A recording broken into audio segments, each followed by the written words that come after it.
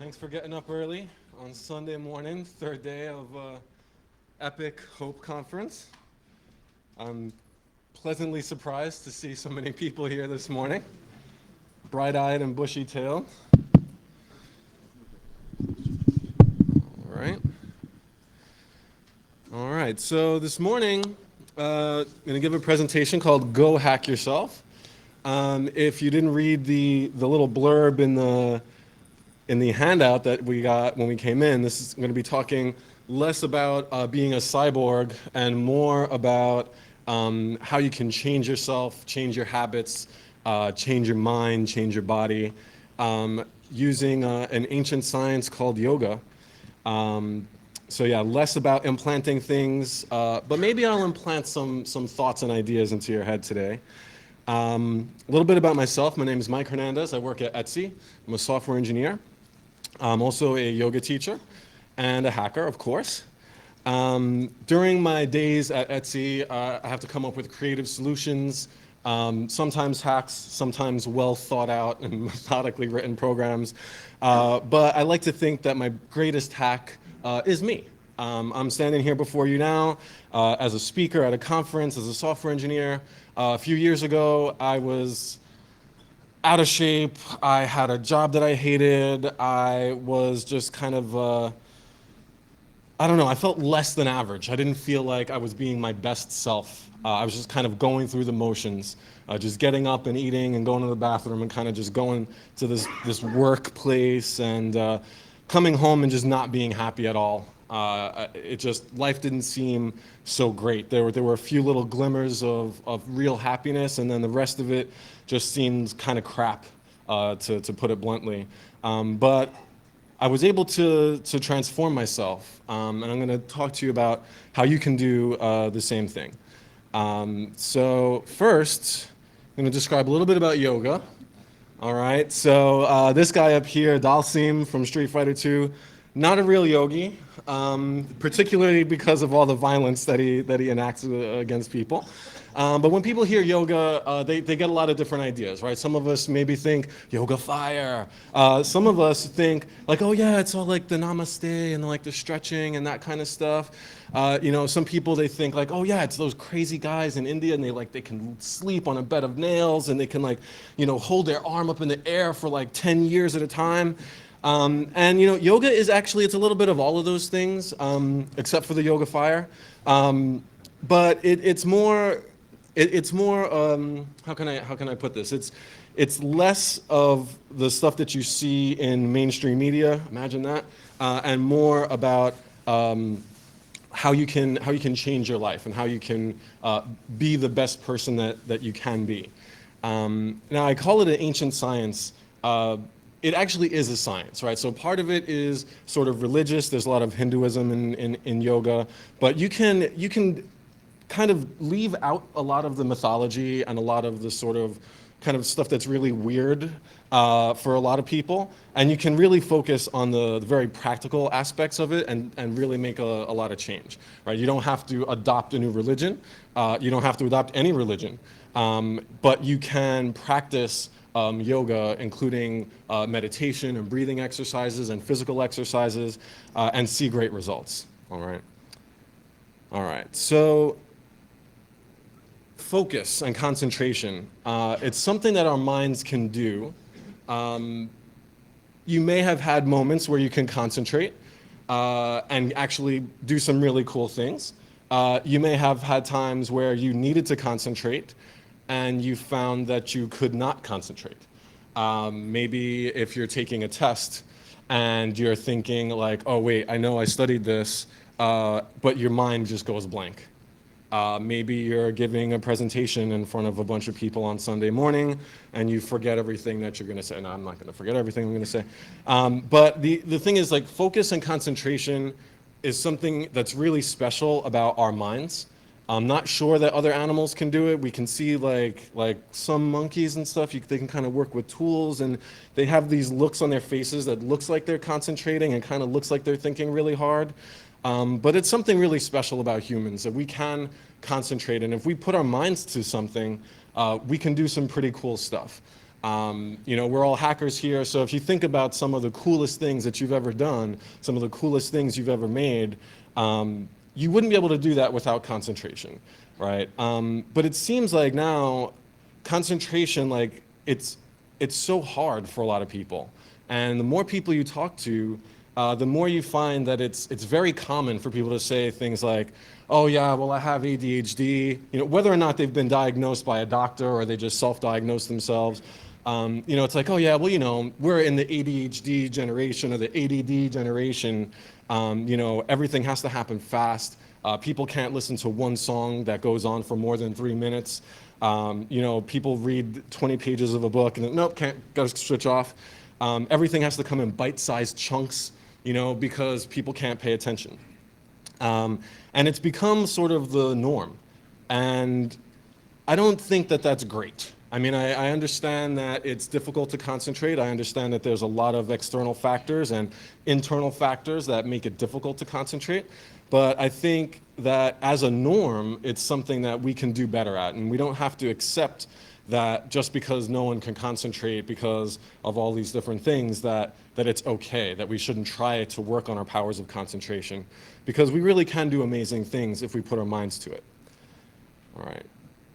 So it's actually pretty simple to change yourself and to make positive change. But the things that are most simple are often the most complex. And that's why it takes a lot of time and a lot of effort, and it takes really smart people to kind of lean on in order to find out the best ways to go about it. There was someone named Patanjali, long time ago, who he didn't invent yoga, but what he did was he saw that there were several systems of ways to sort of improve your mind and improve your body. And he took all of these sort of things that he saw around him and he put them together into something called Yoga Sutras.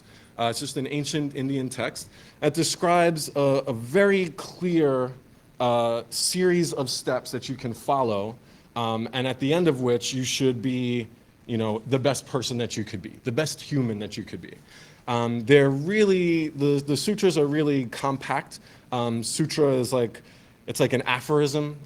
It's a really short sort of a blurb that if you just read it at take it at face value, it might not mean too much, but if you unpack it and break it down and look at down to the syllables, sometimes you can find extra meaning, right? Even today I'm wearing a shirt that has one of my favorite sutras. It translates to future misery should be avoided. And that's sounds pretty straightforward, right? It's just don't do something now that you're going to regret later. And that at face value is very simple. It sounds like an easy piece of advice to follow, but it's actually not an easy piece of advice to follow because you make a lot of decisions every day, and every decision is going to have repercussions, either good repercussions or bad repercussions. So there's a lot going on there. But that's this is one of the sutras, and this is what it looks like in the original script, but you don't have to read the whole of the Yoga Sutras, and you don't have to study them all intently to get benefits. I've been working with it for a long time, but I've still only just really scraped the surface of what I can learn. So the first of the Yoga Sutras, I'm not going to go into the whole, I'm not going to make this a talk about the Yoga Sutras, but the first of the Yoga Sutras, it says, Yogas Chitta Vritti Nirodha. What that means is that yoga is the stilling of the changing states of the mind. That is the first sutra, and the way that sutras are organized is that the first thing is always the most important thing, all right? So he starts off by saying, this is what yoga is. Yoga is the stilling of the changing states of the mind. And there's a lot going on in there, right? So first we got this term yoga. That's where the term yoga came from. And then we have it's the stilling of the changing states of the mind. So that means that there's a mind and that there's states, and that the states of mind are constantly changing. All right, they're called vrittis. So he says clearly at the beginning, if you follow all of my steps, you follow all these instructions, you can still your mind. You can calm it down. And that's a lot, right? Because there's a lot to yoga. And like I said, there's exercises for breathing. There's exercises for stretching your body. You're standing on your head and, kind of contorting yourself like a pretzel, it seems. But it's all really about controlling your mind and stilling your mind, all right? Okay, so let's do a test. Very simple test. I know it's Sunday morning. It's going to be a 30-second test. And I'd like you to, after we take a breath, we'll breathe for a second. And we're going to do a concentration exercise. Okay? And this is going to be sort of like a litmus test so you can see where you are this Sunday morning in terms of your concentration. And it's going to go like this. You can close your eyes, and we're going to count. It's very simple. We've all counted before, right? You're going to count as high as you can, but only focus on the counting, okay? If you slip from your count, if you think about anything else but the counting forward, you have to start back over at number 1, all right? So I'll give you an example. So I'm going to close my eyes, and I'm going to think 1, 2, 3, I'm kind of hungry. 1, 2, 3, what does that sound? 1, 2, it's like that. So you want to try to go as high as you can, but if you feel yourself divert, if you forget your number, then you got to start back at 1, all right? We're going to try this for 30 seconds, which is a short time, but it's going to feel like an eternity as you start counting, all right? And we'll see how high you can go, all right? Are you with me? Yeah. All right, so just take a deep breath, try to fill your lungs, and then exhale. Try to exhale everything out. And inhale again, a full deep breath. And then exhale all the air out. Keep your eyes closed. And start counting now.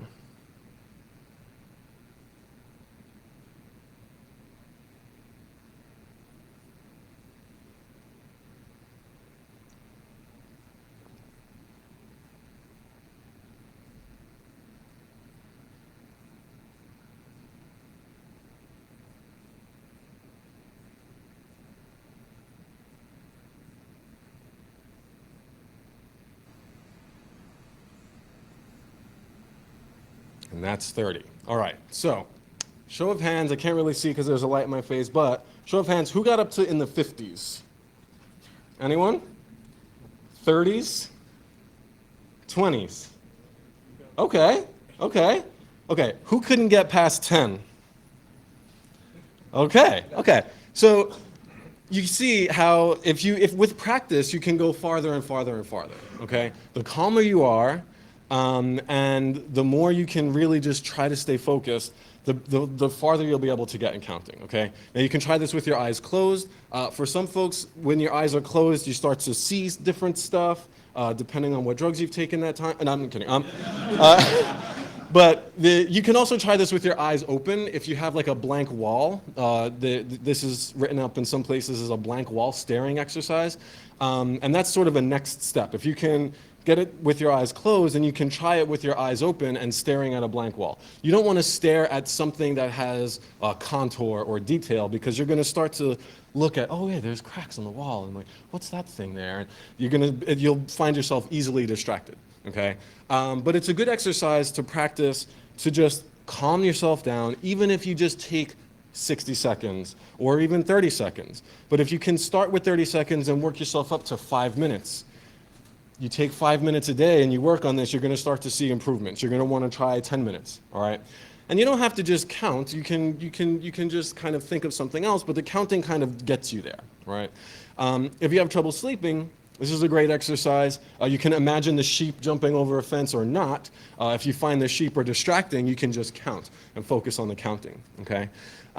This concentration exercise is a way, there's many concentration exercises in yoga, but the idea is that you can't meditate without concentration. So concentration comes before meditation, and concentration can help you in a lot of things, okay?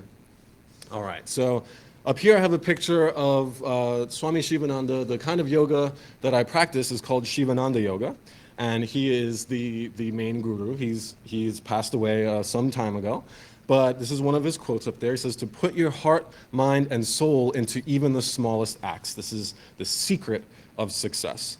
And I believe that it is. You should put yourself into what you're doing, okay? Part of that is concentration. It's almost like a concentration. You know, if you're doing the dishes, you should be doing the dishes. You should just do the dishes to the best that you can. Make sure the dishes are clean. Don't do the dishes and think, oh man, what do I have to do later? Oh man, yeah, my wife was oh yeah, and then I gotta do this stuff. Just do the dishes. It's okay. Whatever you're doing, just do that. Try to do that thing, and make it a part of your practice. It's a way to hone your concentration skills. If you can do the dishes with your whole being every time you do the dishes, when you take out your computer or you take out your soldering iron or you take out a piece of wood and plan on, you know, creating something, if you're putting your whole self into it, you're going to see that it comes out, whatever you're doing is going to come out better. Whatever you're trying to do will come out better. And this applies to the smallest things, but it applies to this large thing called living your life, right? If you're just going through the motions, you're not going to have the kind of success that you could enjoy if you actually put yourself into your life. And it's hard to think about it in the big picture, but it's easy to think about, well, if I take 5 minutes and I just try to just calm down for 5 minutes, maybe I can just do that. If I'm, you know, making breakfast, then if I'm just thinking about this food that I'm preparing, then maybe this is gonna be a great meal that I can make for myself or for my family. And you put yourself into it and you'll see, little by little, this is, you know, practical knowledge that it sounds really silly at first, but if you really think about it and you really do it, you will see improvements as you go, okay? So another big thing about yoga, to skip forward in the Yoga Sutra chapters, is this principle called ahimsa. And ahimsa is the Sanskrit word that means non-violence, okay? So hackers are generally not violent people. I don't think anyone punched anyone yet this morning. But non-violence doesn't just mean fighting. It doesn't mean just war and that kind of violence. Obviously, it does mean that, but it includes acts of violence that you could even take upon yourself, okay? If you're angry with yourself, that is a form of violence, all right?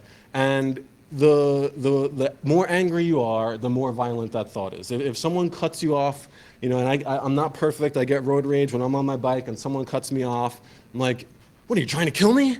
You know, but I try to bring it back because the thing is that violence takes away energy that you could use for doing other things, like whatever it is that you're doing. And if you think about it, you know, just physically, when you get angry, what happens, right? Your face turns red, your heart starts beating faster, you feel like your body tenses up. That takes energy, that burns calories, right? And not in a good way, right? Just the act of being angry takes energy away that you could be using to think about a project you're working on, to think about a loved one, to think about the next step in a plan that you're trying to see through to the end. And the less that you waste energy, the more energy you're gonna have to do whatever else it is that you're gonna do. It's little micro bits of energy, but at the end of the day, there's calories left for you to use for something enjoyable, right? And everyone likes a person that's nonviolent, I find. So you make some friends too, okay? Part of this nonviolence in a sort of abstract sense is about sort of just self-respect. And how can I put this another way? I mean, Aretha puts it maybe the best way is you got to take care of business, right? You want to be the best person that you can be. So what does that mean to you, right? First, you have to decide exactly what that means, okay? Does it mean you're going to lose weight? Does it mean you're going to be just in better shape, maybe live a little longer, so that you can have more time with your children when they get older? You know, maybe you want a better job so you can make more money so that you can just travel the world. You can be whoever you want to be, but you have to decide who that is. And you have to make a plan, and then you have to stick to that plan. And that's where this sort of, you know, if you're not sticking to your plan, then you're kind of disrespecting yourself. You know, you're lying to yourself. You don't tell someone that you trust, that trusts you, you don't tell them, oh yeah, I'm going to meet you, I'll meet you at 9 o'clock tomorrow, and then don't show up. You don't do that, right? You wouldn't do that to your friend. You shouldn't do that to yourself, right? You need to show up every day. And if you decide that you can be a better person, whatever that means to you, and you make a plan and you start to take steps toward that plan, you have to continue to follow it through, right? And it's a big deal, but it happens in these small steps, right? It happens little by little. It happens in 30 seconds at a time of, wait, what am I doing? Let me breathe for a minute, And if you stick with it, you'll find you get results, but you got to stick with it even when it's difficult, all right? Now, coming up with a plan can be difficult, but you don't have to make it up on your own. There's a lot of people out there who have come up with plans. Now, I caution you to be careful because there are a lot of folks out there that will sell you all different kinds of plans, and all you have to do is join my club, and it's only $3.99 a month, and you can come on in, and I'll send you these DVDs, and you can, or maybe you should just move into my house, and we drink this special kind of Kool-Aid, and everything's going to be great. In your quest to be a better you and to find a plan that will work for you, there are people who can tell, like, oh, this person is on the cusp of a change. I can change them to be who I want them to be because they are ripe for change. They're like hot metal, right? I can make them into who I want them to be because I can tell that they're willing to do whatever it takes to be somebody else. You don't want to end up in that kind of a position. You want to decide for yourself who you want to be, okay? And then only after you're sure who you want to be can you start to make a plan for yourself. And you can use someone else's plan and adapt it to yourself, or you can try to make up your own and kind of freestyle it. Whatever works for you is fine. But just be careful that once you're in this state that you don't fall prey to some people who are going to just say, I know what you got to do. I know what you got to do. Just follow me. Just follow me.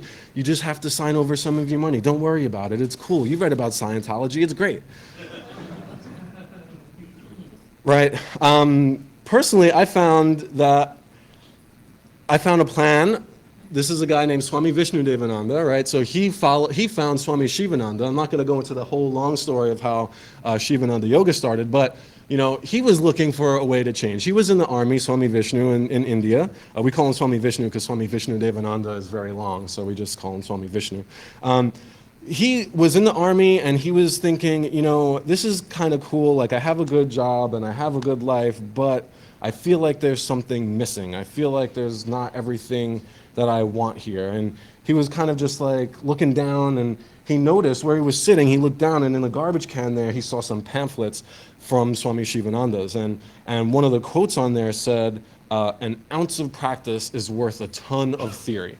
And he picked that up and he's like, now this sounds like a guy that I need to go talk to. And he took a mission to go and visit Swami Shivananda at his ashram somewhere else in India. It was kind of a long trip, but he made the trip. Long story short, everything kind of worked out. He was able to follow some ideas that Swami Shivananda had, and he changed his life for the better and left the army and left his life and became a monk.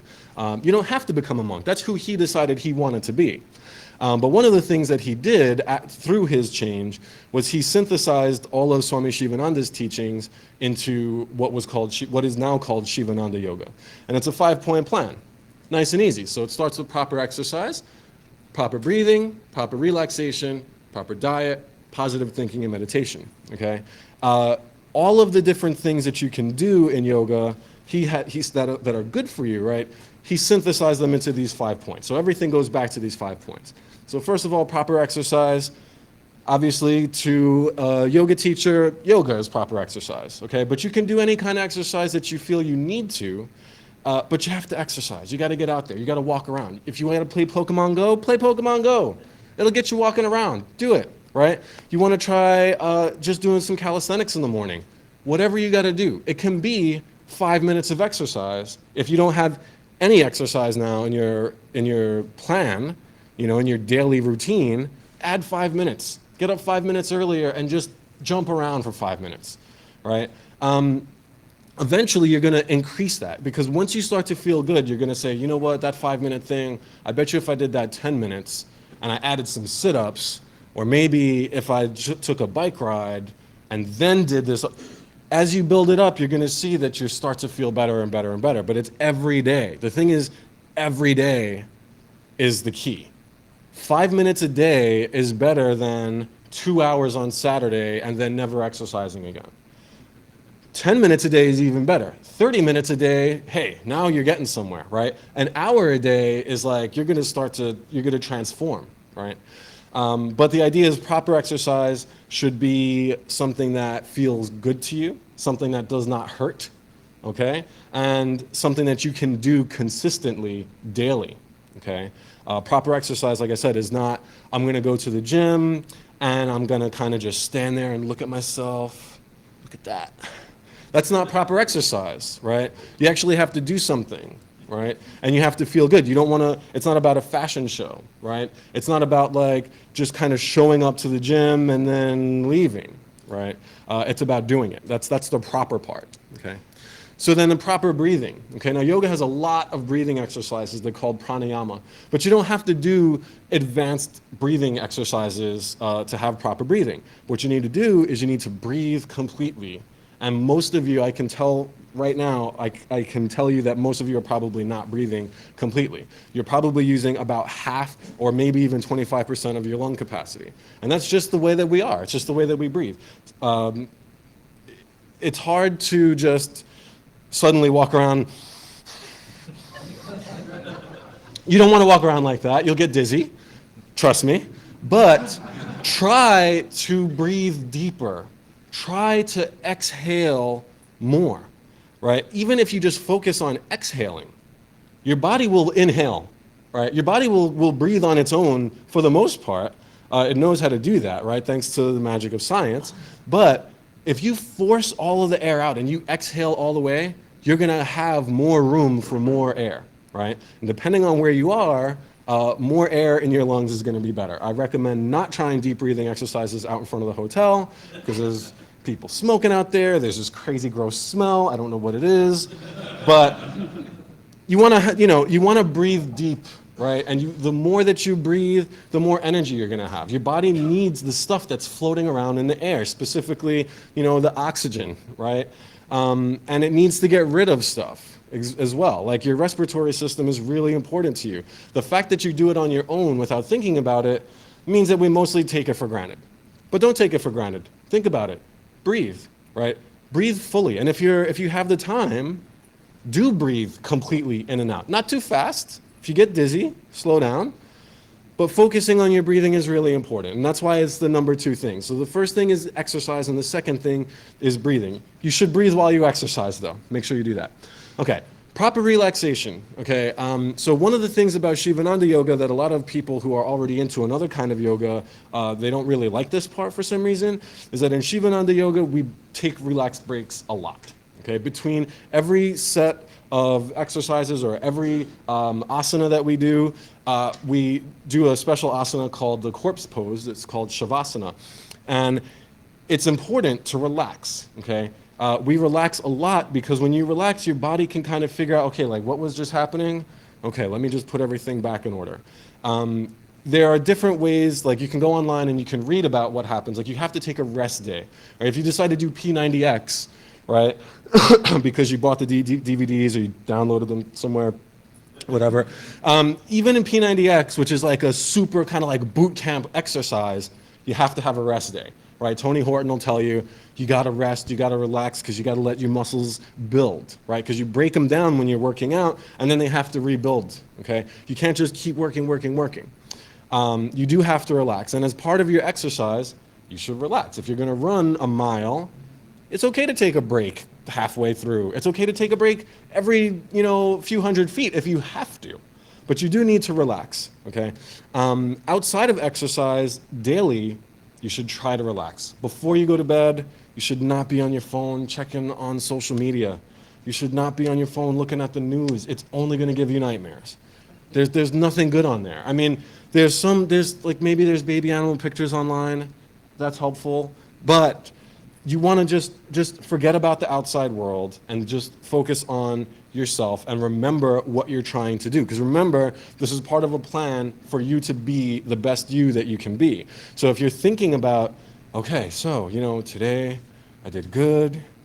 I did my exercise, I did my relaxation, I ate right, I made some mistakes, but maybe I won't make those same mistakes tomorrow.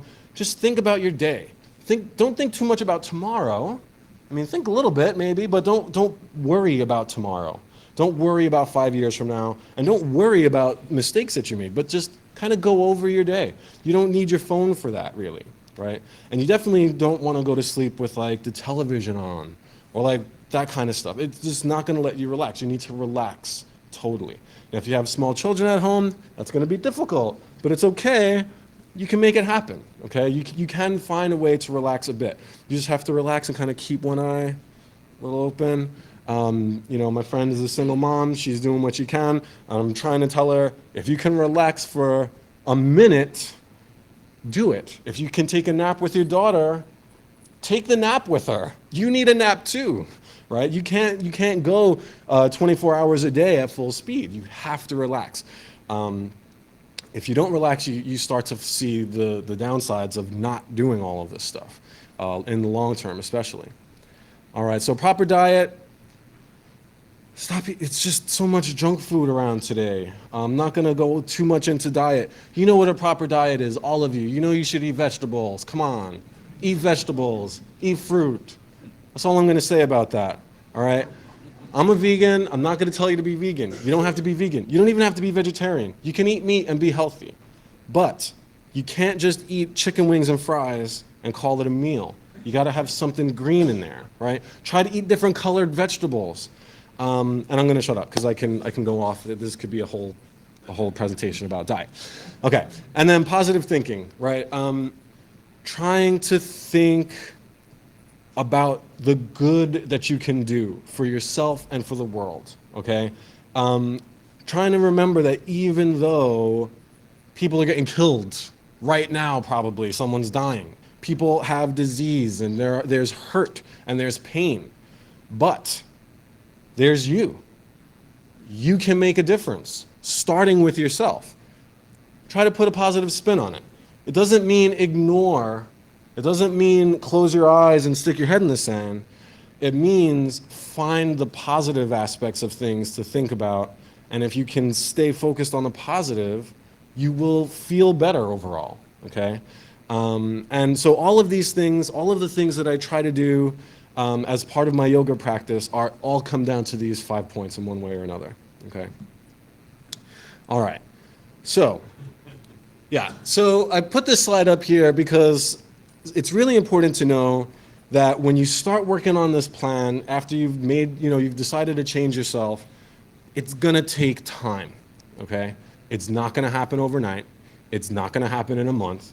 It might not happen in a year. It took me 6 years to go from I hate my life to standing up here telling you that you can change your life and you can be you can be actually happy, okay? But it takes the understanding that you've got to just slow down, okay? If you feel like you're not going fast enough, I got some numbers for you, okay? The Earth is rotating at 1,000 miles an hour, okay? Right now. Okay, it's revolving around the sun 67,000 miles an hour right now while it's rotating, okay? Our solar system is in the Milky Way and it's moving within the Milky Way at 490,000 miles an hour. So you're already going fast, okay? Everything, you gotta just slow down a little bit, okay? And don't rush. If you try to rush into a plan, you end up with trouble. Okay, you start skipping steps, right? I like to think of when I think of the counting exercise, there was I think it was an episode of the Flintstones, and Fred he had anger management problems. Yeah, this must have been the Flintstones. And his doctor told him just count to 10 when you get angry, right? Which is good advice, just count to 10. And he would do it, and you could see when he got angry, he turned purple. And as he counted to 10, his color changed, back to regular Fred Flintstone color. But then he got really, really angry at the end of the episode. And instead of going 1, 2, 3, 4, 5, and he counting up, he just went, 1, 2, 10. And he ended up turning like stripe colors. Okay? That will happen to you if you skip steps. Okay? You don't want that. You don't want to just kind of like go about things half measure, right?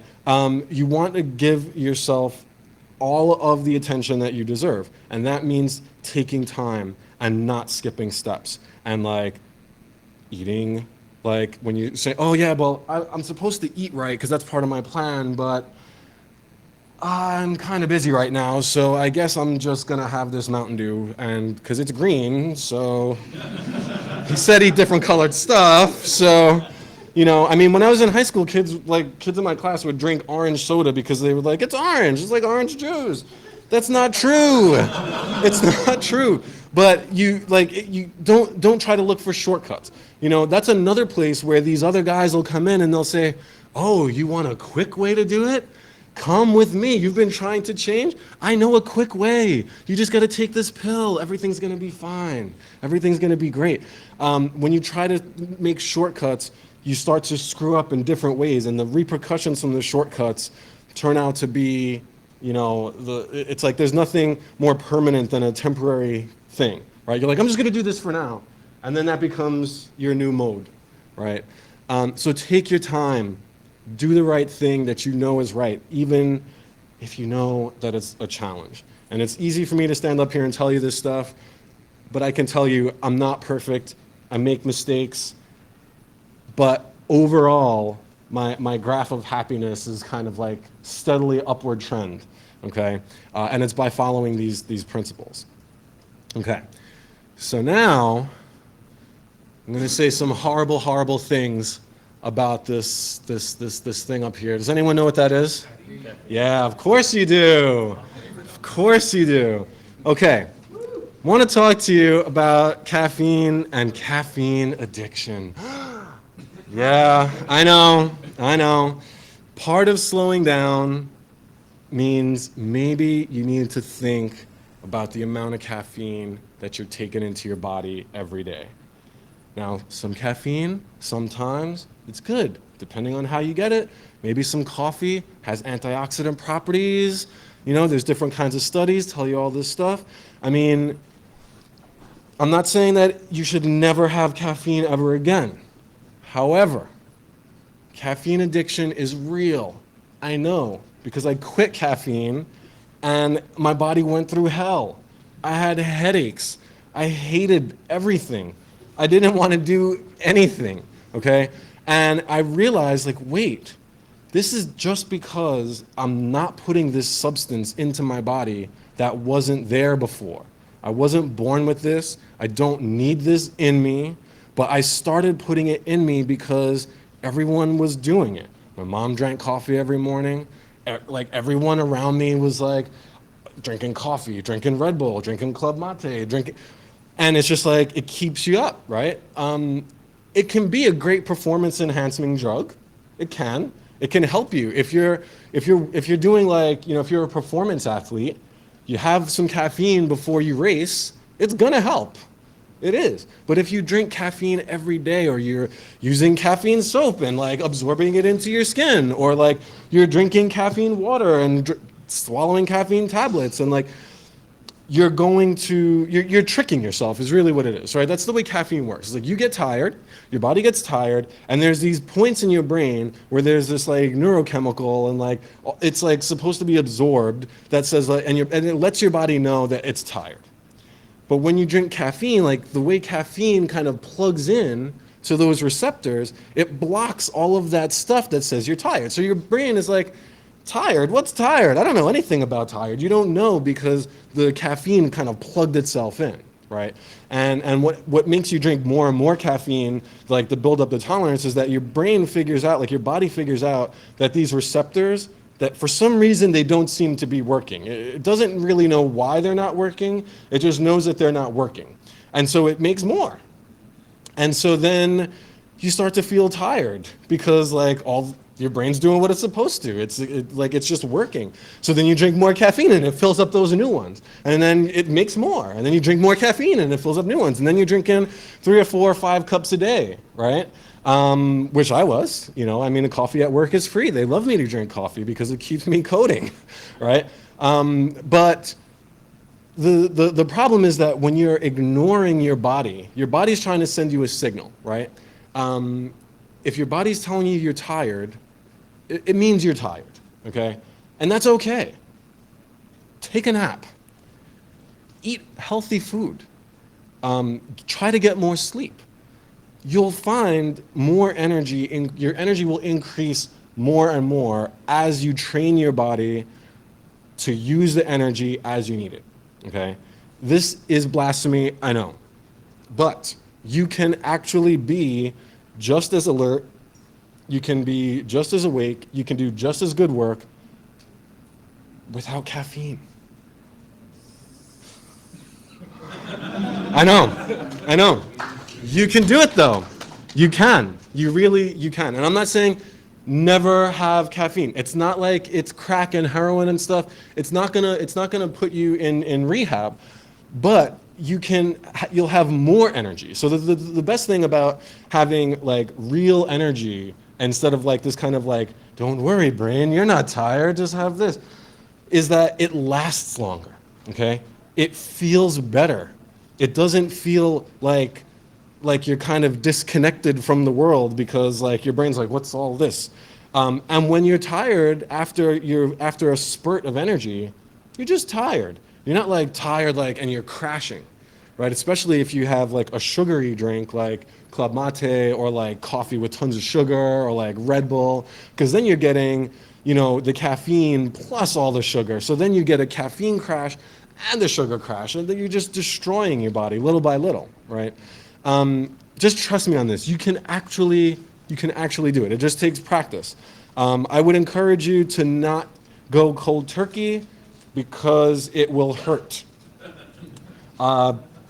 It hurts. It literally is physically hurts. I was in another talk earlier this weekend, and the presenter mentioned brain pain. It had to do more with things being stuck on your brain, but it's brain pain, and you don't want it, right? All right, so I'm going to leave you with that. I'm going to end this nice and early. Have time for questions. Thank you very much. Thanks again. I know it's early.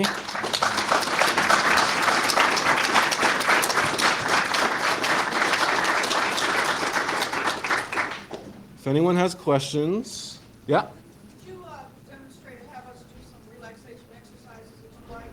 Oh, sure. So my favorite relaxation exercise, I would just demonstrate by laying on the floor, but then no one will see me.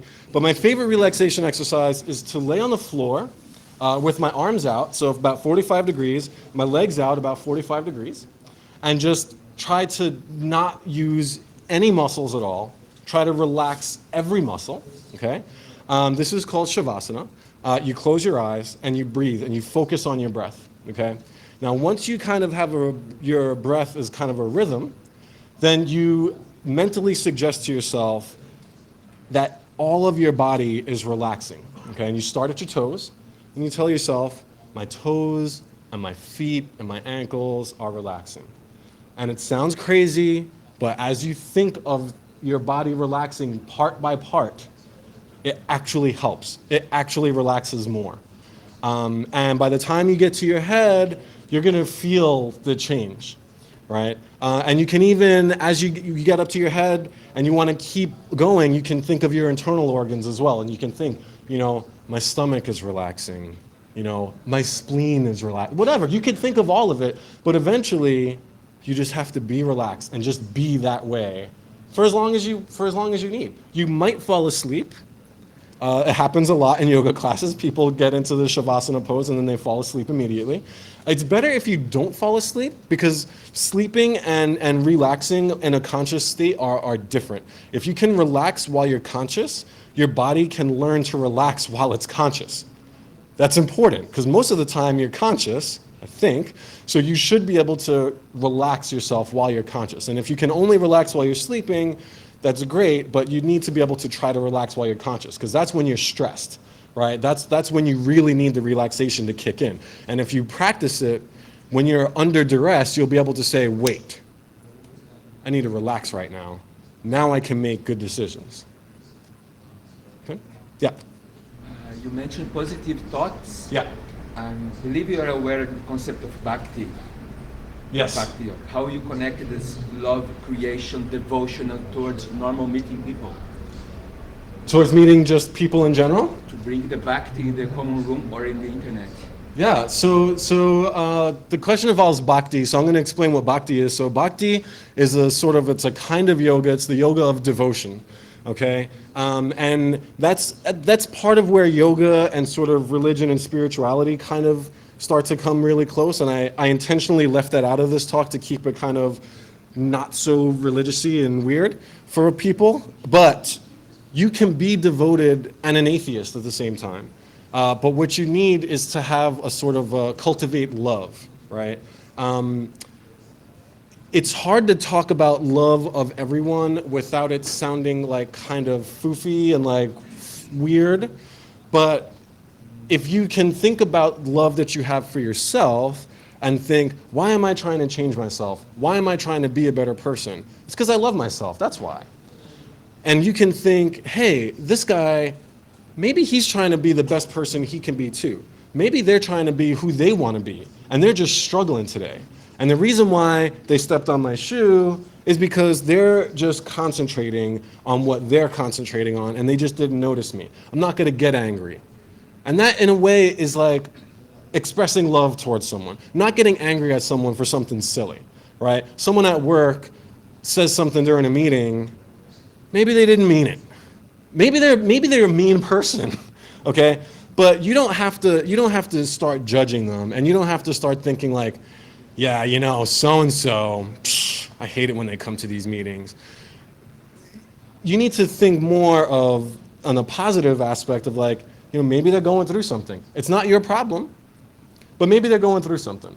And if you can kind of keep these positive sort of feelings, you'll find that interactions with anyone it's gonna be better, right? And you can think of it as, I love everyone. But you don't have to like jump right to that, because that could be a little extreme for people, especially if you're more of an introvert and you're like, I don't wanna love everyone, that's crazy. But if you focus on yourself and you think like, I'm trying to be my best self, everyone should probably be trying to be their best self. If I can be my best self, maybe I can help people. Maybe if people see me being my best self, they can be their best self. And it sort of like spreads, it radiates from you. And in a sense, that really is love, right? And in a sense, I mean, we really all are one kind of unit. We're stuck on this planet, we're all here. If someone came from another planet, they'd be like, you're all pretty much the same. Like, we all see differences in each other, but if an alien came, they'd see the similarities more than they'd see the differences, right? And so that'd be kind of like a way to tie that in. I hope that answered a little bit. Yeah. In your 6 years of experimenting, like, how do you keep, do you believe that now you have more sustained focus, and do you use like any other techniques, you know, to have more of that? Yes, I definitely feel like I've increased my ability to concentrate, for sure. I definitely feel like I'm in better shape than I've ever been. And so, like, it's been a long road, but I definitely feel like I've made a lot of progress, but I'm not done working on it, right? So in January, I'm taking a sabbatical. I'm going to go to India. I'm going to study yoga more. I'm going to spend 4 weeks at an ashram there, and I'm going to try to go deeper, all right? But I definitely feel like my powers of concentration have increased a lot. As for some other exercises, another favorite of mine, it's called Tratak, which is another way to say candle gazing, right? So what you would do is you have a candle where you can sort of see the flame, not a candle that's like covered where you can't see the flame, and you try to get it to eye level. So you try to sit in a comfortable position, you know, a cross-legged position, but if that hurts, then it doesn't matter if you can sit comfortably. And you want to have the candle at eye level so that you don't have to look up or look down, and you just stare at the candle without blinking, okay, for as long as you can. Now, because it's a candle and it's not the sun, you're not going to like burn out your retinas. Don't try this with the sun. Okay? I mean, the movie Pi, he did kind of get really awesome powers, but I mean, you know, you don't want to do that, right? I mean, it didn't really work out that great for him anyway in the end. But yeah, candle gazing is a really good exercise to practice concentration. But the thing is that you don't want to start like, wow, look at that flame. It's like flickering and stuff, and there's like this blue. But you just want to like focus on it, okay? Your eyes are going to water. That's good. It's actually good for like cleaning your eyes out, right? Because your eyes are like, hey, I want to blink. And you're like, nope, I'm not blinking. Nope. And as you practice that longer and longer, that's another way. That's like one other exercise you can try aside from like the counting. Okay. Another thing you can do is you can find a mantra. Okay. Now mantras is another kind of topic where it sort of jumps off into stuff that makes people feel uncomfortable because a lot of mantras involve things like Hindu gods and Hindu mythology. But you've heard of the mantra Om, right? Om is a sacred syllable. It's non-denominational, right? It represents the sound of the universe, right? If you look online, you can find people have recorded like there's this hum that the universe is making all the time, and Om is kind of like to represent that hum. And if you can think Om or say Om and breathe, that's a really good mantra to start with. And if you just think Om and not let anything else jump into your mind, and you concentrate on Om, that's a good jumping point from the concentration to then even go into meditation. Right, so that's another exercise you can use. And you don't have to use Om, you can find another mantra, but finding a mantra is kind of a journey of its own, and I'll have to leave that as an exercise for you to investigate further. All right, got another few minutes if there's another question. Yeah. Zen. So Zen is totally cool. Zen is another way to go about things. If you feel more of an affinity towards Zen, I'd totally recommend getting involved with Zen. Like Zen is kind of cool because it's especially if you're really into like moving and kind of like doing. Like Zen is the meditation of doing something. It's you don't really just sit there. You're doing something, right? So maybe you're raking nothing. Right? You're like raking sand. Maybe you're cleaning the floor. Maybe you're doing the dishes. And so Zen, like using Zen can also bring you some of the same benefits. It's just from a different point of view, but it's definitely, it works for a lot of people, and there are a lot of Zen centers spread out around, so wherever you are, you could probably find some people doing Zen if you want to find a community as well, just like you could with yoga. There's something about Zen. There is a geek app called Undo in the Apple and the Google Play Shop. Undo, there's videos and it burns a little incense and gives the instructions for Zen who likes it. Apps for burning incense. It's amazing. I love the time. What a time to be alive. All right. I could take another question. Yeah.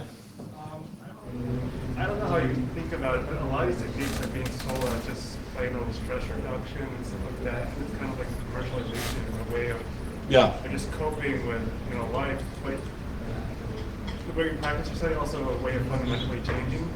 So how do you not fall in that trap? And in my tradition we call it mindfulness, which is I think is a very good label. So how do you avoid falling into that trap and just use that as a way of just not really making your life better, but just coping better, I think. Yeah, so I see there's like a couple things that you're talking about there. So one thing is the commercial aspect, right? An easy way to avoid a commercial aspect is to not pay a lot of money for stuff. So if you're going to a yoga studio and they're like, it's only $500 a class, and you come in and you have to have a very fancy outfit and everything is very fancy. Or you can find a yoga class where it's like donation-based, right? Go to the donation-based one instead of getting caught up in all of the hype, right? And it's the same with a lot of stuff. Like you can use your money towards other things than trying to cope. And if you feel like you're paying money to try to feel better, you should rethink what you're doing, because that's probably not going to help you. And as far as coping, just coping day to day, like a lot of these things you could use as tips for just coping day to day, and that's perfectly fine. You don't have to say, I want to be a new person and this is what I'm going to do. If you want to just, you can use some of these same strategies just to cope, right? And I think that's actually great. I think the more people do it, the better the world would be. And nowadays, I think we really need to find ways to cope. All right. Thank you.